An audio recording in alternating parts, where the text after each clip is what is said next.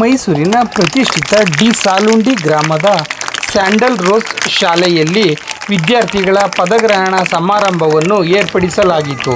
ಈ ಕಾರ್ಯಕ್ರಮವನ್ನು ಸೈನಿಕರಾದ ಚಂದನ್ ಹಾಗೂ ಶಾಲೆ ಆಡಳಿತ ಮಂಡಳಿಯ ಶೋಭಾ ಶಿವರಾಜುರವರು ದೀಪ ಬೆಳಗಿಸಿ ಉದ್ಘಾಟನೆ ಮಾಡಿದರು. ಸೈನಿಕರಾದ ಚಂದನ್ ಅವರವರು ಮಾತನಾಡಿ, ವಿದ್ಯಾರ್ಥಿಗಳು ಸಾಮಾಜಿಕ ಬದ್ಧತೆಯ ಬದುಕಿಗೆ ಪೂರಕ ಮೌಲ್ಯಗಳನ್ನು ಅರಿಯುತ್ತಾ ಗಮನ ಹರಿಸಬೇಕು. ತಮ್ಮ ಭವಿಷ್ಯವನ್ನು ರೂಪಿಸಿಕೊಳ್ಳುವಲ್ಲಿ ಹಲವಾರು ಮುಗ್ಗಲುಗಳನ್ನು ತಮ್ಮ ಮನಸ್ಸನ್ನು ಅರಿಯಬಿಟ್ಟು ಉತ್ತಮ ಸೌಲಭ್ಯಗಳನ್ನು ಸ್ವೀಕರಿಸಬೇಕು. ಸತತ ಪರಿಶ್ರಮದಿಂದ ಆರೋಗ್ಯಪೂರ್ಣ ಭವಿಷ್ಯ ರೂಪುಗೊಳ್ಳಲು ಕಾರಣವಾಗುತ್ತದೆ. ವಿದ್ಯಾರ್ಥಿಗಳು ದೆಸೆಯಲ್ಲಿ ಸಮಾಜ ಬದ್ಧತೆಯ ಕಾರ್ಯಗಳತ್ತ ಗಮನ ಹರಿಸಬೇಕು. ಕಾಲಕ್ರಮೇಣ ಉತ್ತಮ ನಾಯಕತ್ವ ಹೊಂದಲು ಅವಕಾಶವಾಗುತ್ತದೆ ಎಂದು ತಿಳಿಸಿದರು. ಸ್ಯಾಂಡಲ್ ರೋಸ್ ಶಾಲೆಯ ವಿದ್ಯಾರ್ಥಿ ತಂಡದ ನಾಯಕಿಯಾಗಿ ನಿತ್ಯಶ್ರೀ ಎಸ್, ಉಪನಾಯಕನಾಗಿ ಧನುಷ್ ಬಿ, ಶಾಲಾ ಶಿಸ್ತಿನ ನಾಯಕನಾಗಿ ಮನು ಆರ್, ವಾರ್ತಾ ಮಂತ್ರಿಯಾಗಿ ಭೈರವ ಎನ್, ಸಾಂಸ್ಕೃತಿಕ ಕಾರ್ಯಕ್ರಮದ ನಾಯಕಿಯಾಗಿ ಅಂಜಲಿ ಎಂ, ಕ್ರೀಡಾ ಮಂತ್ರಿಯಾಗಿ ಪೂಜಾ ಎಂಎಸ್, ಹಣಕಾಸು ಸಚಿವೆಯಾಗಿ ಕೀರ್ತನಾ ಎನ್, ಆರೋಗ್ಯ ಮಂತ್ರಿಯಾಗಿ ಸಹನಾ ವಿ, ವಿರೋಧ ಪಕ್ಷದಲ್ಲಿ ಜಯಂತ್, ವಿಖ್ಯಾತ್ ಅನಿಲ್ ಹಾಗೂ ಚಂದನ್ ಆರ್ಎಸ್ ರವರಿಗೆ ಜವಾಬ್ದಾರಿ ನೀಡಿದರು. ಇದರೊಂದಿಗೆ ಶಾಲೆಯಲ್ಲಿ ವಿವಿಧ ನಿಲಯಗಳ ನಾಯಕರುಗಳ ಪದಗ್ರಹಣ ನಡೆಯಿತು. ನಂತರ 7ನೇ ತರಗತಿಯ ವಿದ್ಯಾರ್ಥಿಗಳಾದ ವಿದ್ಯಾಶ್ರೀ ಮತ್ತು ಚೇತನ್ ಕಾರ್ಯಕ್ರಮವನ್ನು ನಿರೂಪಿಸಿದರು.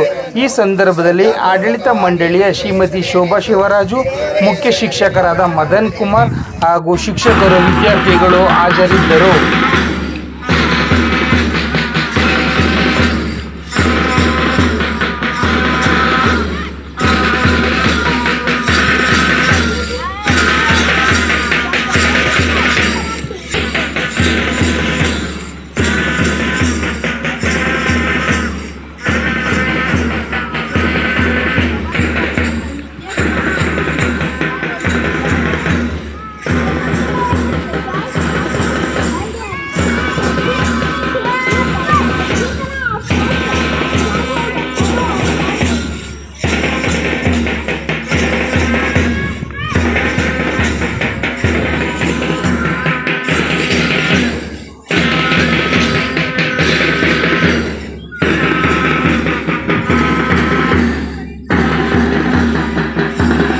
teaching our non-teaching staffs, our students.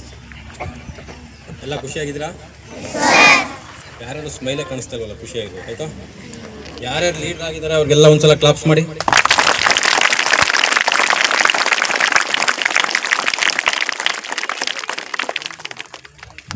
Sandal rose ಜೋಶ್ ಇಷ್ಟೇನಾ? ಇನ್ನೂ ಜೋರಾಗಿ ಬರ್ಬೇಕು ಕ್ಲಾಪ್ಸ್. ಓಕೆ,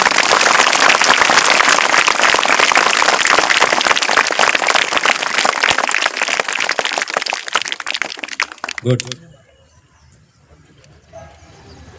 ಲೀಡರ್ ಮತ್ತು ನೀವೆಲ್ಲ ಸೇರಿ ಏನು ಮಾಡಬೇಕು? ಸಂಸ್ಥೆನ ರೆಸ್ಪೆಕ್ಟಿಂದ ಚೆನ್ನಾಗಿ ತೊಗೊಂಡು ಹೋಗ್ಬೇಕು ಅಲ್ವಾ? ಲೀಡರ್ ಏನೋ ನಿಮಗೆ ಗೈಡ್ ಮಾಡ್ಬೋದು, ಮತ್ತು ಟೀಚರ್ಸಿಂದ ಏನು ಸಪೋರ್ಟ್ ಬೇಕೋ ಅದನ್ನು ಕೊಡಿಸ್ಬೋದು, ಮತ್ತು ನಿಮ್ಮ ಜೊತೆ ಅವರು ಕೂಡ ಶ್ರಮಪಟ್ಟು ಕೆಲಸ ಮಾಡ್ತಾರೆ. ನೀವೇ ಎಲೆಕ್ಟ್ ಮಾಡಿದ್ದಾನೆ, ನೀವು ಎಲೆಕ್ಟ್ ಮಾಡಿರೋದ್ರಿಂದ ಲೀಡರ್ಸ್ ಈಸ್ ಎಲ್ಲ ರೀತಿಯ ಅವ್ರುಗಳಲ್ಲೂ ಒಂದಷ್ಟು ಗುಣಗಳಿರಬೇಕು. ಆ ಗುಣಗಳ ಬಗ್ಗೆ ನಾನು ಹೇಳ್ತೀನಿ, ಅವ್ರಿಗೆ ಎಕ್ಸ್ಪ್ಲೈನ್ ಮಾಡ್ತೀನಿ. ಅವ್ರು ತಿಳ್ಕೊಂಡು ನಿಮ್ಮ ಜೊತೆ ಎಲ್ಲ ರೀತಿಯೂ ಜೊತೇಲಿ ಮುಂದೆ ಹೋಗಿ. ಲೀಡರ್ಸ್ಗೆ ಏನೇನು ಗುಣಗಳಿರಬೇಕು? ಫಸ್ಟ್ ಇರಬೇಕು ಅವ್ರಿಗೆ ಬೇರಿಂಗ್ ಚೆನ್ನಾಗಿರಬೇಕು. ಅಂದರೆ ಅವ್ರು ಆಗ್ತಕ್ಕಂಥ ವರದಿ ಮತ್ತು ಅವ್ರ ಡಿಸಿಪ್ಲಿನ್ ಎಲ್ಲರಲ್ಲೂ ಅವ್ರನ್ನ ಫಾಲೋ ಮಾಡೋ ಗುಣಗಳು ಬರಬೇಕು. ಅಂದರೆ ಅವ್ರನ್ನ ನೋಡಿದ ತಕ್ಷಣ ನಾನು ಅವ್ರ ರೀತಿ ಆಗಬೇಕು, ನಾನು ಒಬ್ಬ ಲೀಡ್ರ್ ಆಗಬೇಕು, ಎಲ್ಲರಲ್ಲೂ ಆ ಗುಣ ಇರುತ್ತೆ, ಅದನ್ನು ಡೆವಲಪ್ ಮಾಡ್ಕೋಬೇಕು. ಫಸ್ಟ್ ಬೇರಿಂಗ್ ಅವ್ರ ಲೀಡರ್ಗೆ ಡಿಸಿಪ್ಲಿನ್ ಇಂಪಾರ್ಟೆಂಟ್. ಆಮೇಲೆ ನ್ಯಾಯ ಇರಬೇಕು. ಲೀಡರ್ಸಲ್ಲಿ ಏನಿರಬೇಕು? ನ್ಯಾಯ ಇರಬೇಕು. ಸರಿ ಅಂದರೆ ಸರಿ, ತಪ್ಪು ಅಂದರೆ ತಪ್ಪು, ಯಾವುದಕ್ಕೂ ಕಾಂಪ್ರಮೈಸ್ ಆಗ. ಯಾವುದೇ ಒಂದು ಲೀಡರ್ ಆಗಬೇಕು ಅಂದರೆ ಅವರು ನ್ಯಾಯವಾಗಿ ಕರೆಕ್ಟಾಗಿ ಕರೆಕ್ಟಾಗಿತ್ತು, ಸರಿ ಇತ್ತು ಅಂದರೆ ಸರಿ, ತಪ್ಪಿತ್ತು ಅಂದರೆ ತಪ್ಪು. ಮತ್ತು ಅವರಲ್ಲಿ ದೃಢ ಸಂಕಲ್ಪ ಇರಬೇಕು. ನಾನೇನಾದರೂ ಅಚೀವ್ ಮಾಡ್ತೀನಿ ಅನ್ನೋ ಅಚೀವ್ಮೆಂಟ್ ಏಮ್ ಇರಬೇಕು, ಗೋಲ್ ಇರಬೇಕು, ಎಲ್ಲರಲ್ಲೂ ಇರಬೇಕು. ಏಕೆ ಎಕ್ಸಾಂಪಲ್ಲು, ಈಗ ಮೀನು ಬಂದು ಇಲ್ಲಿ ವಾಸ ಮಾಡೋಕ್ಕಾಗುತ್ತಾ? ನೀರಲ್ಲೇ ಇರುತ್ತೆ.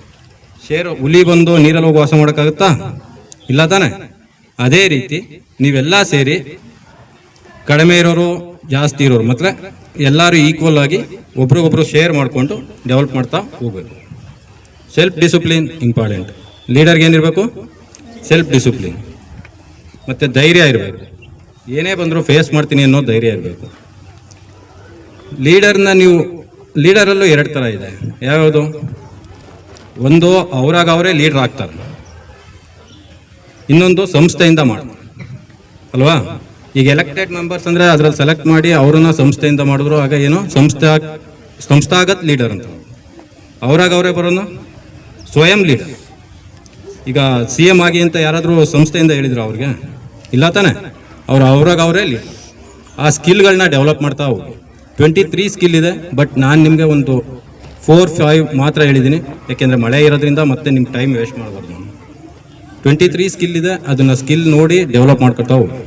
ಈಗಿನಿಂದ ಡೆವಲಪ್ ಮಾಡ್ತಾ ಹೋದರೆ ಮುಂದೆ ನೀವು ಒಂದು ಬಿಗ್ ಲೀಡ್ರು ಆಗ್ಬೋದು.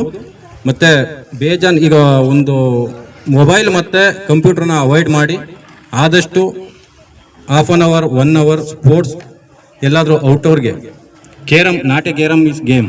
ನಿಮ್ಮ ಫಿಸಿಕಲ್ ಮತ್ತು ಮೆಂಟಲಿ ಫ್ರೀ ಆಗೋ ರೀತಿ ಎಲ್ಲಾದರೂ ಔಟ್ಡೋರ್ ಗೇಮ್, ಕಬಡ್ಡಿ ಇರ್ಬೋದು, ಹ್ಯಾಂಡ್ಬಾಲ್ ಇರ್ಬೋದು, ವಾಲಿಬಾಲ್ ಇರ್ಬೋದು, ಆಯಿತಾ? ನಿಮಗೆ ಯಾವುದು ಸೂಟೇಬಲ್ ಆಗುತ್ತೆ ಆ ಗೇಮ್ನ ಮನೆ ಹತ್ರನಾದರೂ ಆಡಿ, ಸ್ಕೂಲ್ ಹತ್ರನಾದರೂ ಆಡಿ, ನಿಮ್ಗೆ ಎಲ್ಲಿ ಸೂಟಬಲ್ ಆಗುತ್ತೆ.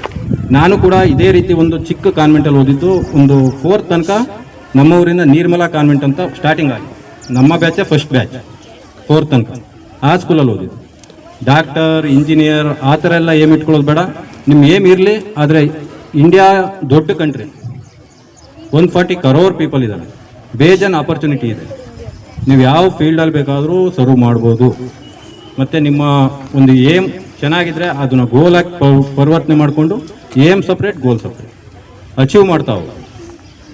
ಗೈಡ್ಲೈನ್ಗೆ ನಿಮಗೆ ಸಮಯ ಯಾವಾಗಲೂ ಸರಿ, ಯಾವ ಟೈಮಲ್ಲಾದರೂ ಗೈಡ್ಲೈನ್ ಕೊಡ್ತಾ ಇರ್ತಾರೆ ನಿಮಗೆ. ಚಿಕ್ಕದ್ರಿಂದ ಮಗುವಿಂದ ಹಿಡಿದು, ಮಗುಲಿ ಅಪ್ಪ ಅಮ್ಮ, ಸ್ಕೂಲಿಗೆ ಬಂದಾಗ ಟೀಚರ್ಸು, ಇಲ್ಲಿಂದ ಮುಂದೆ ಹೋದರೆ ಎಂಪ್ಲಾಯ್ ಆದರೆ ಎಂಪ್ಲಾಯ್ಮೆಂಟಲ್ಲೂ ಕೂಡ ಗೈಡ್ ಸಿಗುತ್ತೆ. ನೀವು ಯಾವುದೇ ಫೀಲ್ಡ್ ಹೋದರೂ ಗೈಡ್ ಸಿಗುತ್ತೆ.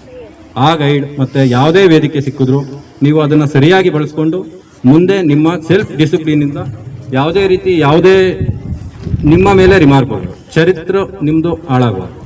ಆ ರೀತಿ ನಿಮ್ಮ ಚರಿತ್ರೆ ಚೆನ್ನಾಗಿಟ್ಕೊಂಡು ಸ್ಕೂಲ್ಗೂ ಕೂಡ ಒಳ್ಳೆಯ ಹೆಸರು ತರಬೇಕು. ಇದೇ ಸ್ಕೂಲಲ್ಲಿ ಹೋದರೆ, ಈಗ ನಾನು ನಿರ್ಮಲಾ ಕಾನ್ವೆಂಟ್ ಕ್ಲೋಸ್ ಆಗಿದೆ, ಬಟ್ ನಾನು ಈಗಲೂ ಆ ಹೆಸರು ಹೇಳ್ತೀನಿ. ಯಾಕೆಂದರೆ ಫಸ್ಟ್ ಬೇಸ್ ನಂದು ಯಾವುದು? ನಿರ್ಮಲಾ ಕಾನ್ವೆಂಟಲ್ಲಿ 4th ಇಯರ್ ಓದಿದ್ದು ಅಲ್ವಾ? ಅದೇ ರೀತಿ ನಿಮಗೆ ಆ ಸ್ಕೂಲ್ ಮೇಲೆ ಗೌರವ ಇರಬೇಕು. ಯಾವಾಗಲೇ ಯಾವುದೇ ಸಂಸ್ಥೆ, ಇದೇ ಸಂಸ್ಥೆ ಅಂತಲ್ಲ, ಯಾವುದೇ ಸಂಸ್ಥೆಯಲ್ಲಿ ನೀವು ರೀಡ್ ಮಾಡ್ತಾ ಹೋದ್ರು, ಮುಂದೆ ಬೆಳೀತಾ ಹೋದ್ರು, ಆ ಸಂಸ್ಥೆಗಳನ್ನ ಮರಿಬಾರ್ದು. ಅದಕ್ಕೇನು ಮಾಡ್ಬೇಕು ನೀವು? ಇಂಪಾರ್ಟೆಂಟ್ ಏನು? ನಿಮ್ಮ ಒಂದು ಡಿಸಿಪ್ಲಿನ್ ಅಲ್ವಾ? ಮಾಡ್ತೀರಾ? ಖುಷಿಯಾಗಿರ್ತೀರಾ ಎಲ್ಲ? Very good. 1 ಸೆಕೆಂಡ್, ಈ ಎಲ್ಲ ಲೀಡ್ರಿಗೂ ಒಂದ್ಸಲ ಬಿಗ್ ಕ್ಲಾಪ್ಸ್ ಮಾಡಿ.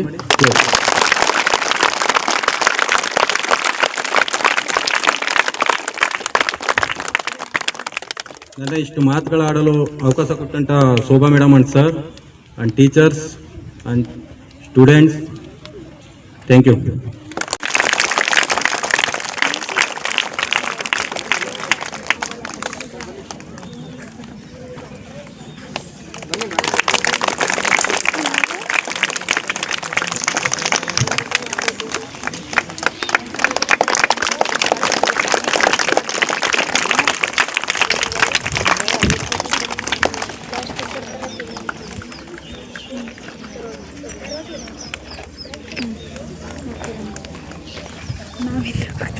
ನಾನಿಂದೆ